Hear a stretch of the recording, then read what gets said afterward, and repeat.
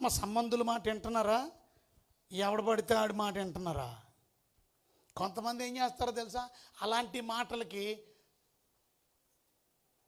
తందానా సయ్య అని కలుపుతారు.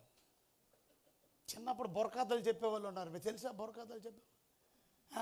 ఆడు చెప్తాడు, ఫలానా ఊరిలో కబురు అందుకొని జనాన్ని వచ్చాడు అనగానే పక్కోడు డప్పట్టుకొని తందానా దేవ తందానా తాం అని, గురుగారు మరి ఏమి జరిగిందో చెప్పండి. అలాంటి బ్యాచ్ ఉంటుంది. వాళ్ళు చెత్తగాడు, ఆడు చెత్తదే. ఆ చెత్తగాడుతో మిగతా వాళ్ళందరూ కూడా సై సై తందానా తై చై బ్యాచ్తో కలుస్తారా? బాగా జోకులు, మంచి మాటలు కదా.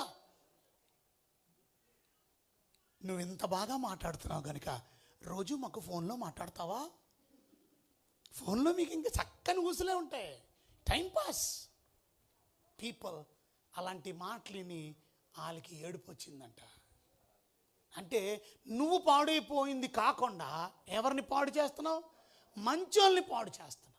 వాళ్ళకి పాపం ఏమీ తెలియదు, కానీ ఈ సమాచారం, తప్పుడు సమాచారం విని ఇద్దరు మాత్రమే ఉన్నారంట మంచి సమాచారం చెప్పిన వాళ్ళు. వాళ్ళు కాలేబు, యెహోషువ. Only 2 people out of 12 people. ప్రతి ట్రైబ్లో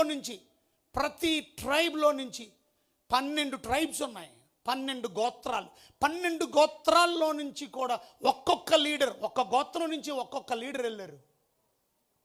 కానీ ఆ 12 మంది లీడర్స్ లాంటి వాళ్ళు బ్యాడ్ న్యూస్ ఇచ్చారు.